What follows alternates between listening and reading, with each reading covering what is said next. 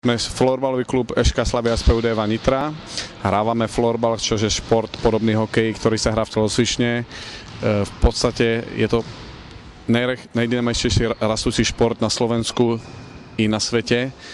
V dnešnej dobe už predbieha niektoré športy v Čechách, Švédsku a tak už je to viac populárny šport ako hokej. Tak florbalový klub v Nitre už pôsobí asi 6 rokov a má všetky vekové kategórie od mladších žiakov až po mužov. Florbal hrajú i ženy, takže máme i florbalistky, ktoré hrajú na extraligu v ženách a v deckách je to vlastne ženská prípravka. Na novú sezónu sme sa pripravovali dôsledne a svedomito. Trénovali sme už od začiatku augusta, čo v minulých rokoch nebolo možné, pretože telocvična bola obsadená, ale tento rok sme sa pripravovali i vonku, i vo vnútri. Myslím, že hráčky sú dosť i hráči na trénovaní a veríme, že tento rok urobíme nejaký úspech.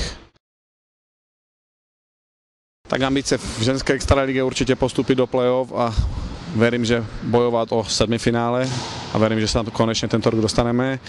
A v mužích je to návrat do extralígy. Tak v Nitre minulý rok vďaka záujmu vznikla i Mestská liga. Tento rok sa do Mestskej ligy prihlásilo 10 tímov a Mestská liga už začne tento štvrtok a veríme, že i tohle pomôže rastu florbalu v Nitre.